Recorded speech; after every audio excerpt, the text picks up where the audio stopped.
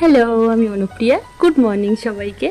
ইতিমধ্যে জায়গায় জায়গায় শুরু হয়ে গিয়েছে বর্ষার বৃষ্টি।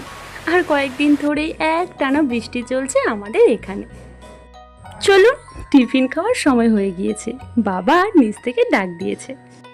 আমের মরশুম যাওয়ার সময় হলো, আর তার আগেই চলে এলো পাকা তাল। আজ সকালে টিফিনে ছিল তালের পরোটা আর রুটি।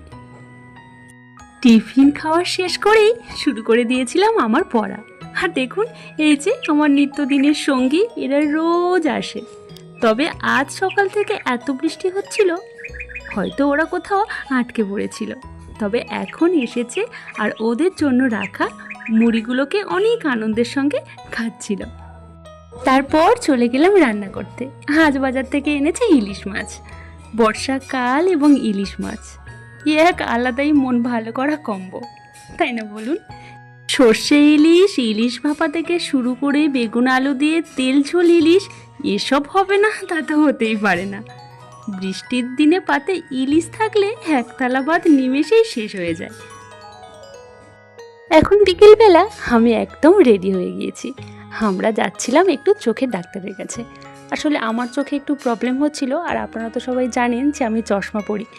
আজ তাহলে আসি, দেখা হবে খুব তাড়াতাড়ি পরবর্তী একটি নতুন ভিডিওতে। আপনারা সবাই সুস্থ থাকবেন, ভালো থাকবেন, আর প্লিজ চ্যানেলটি সাবস্ক্রাইব করে আমার পাশে থাকবেন। টাটা।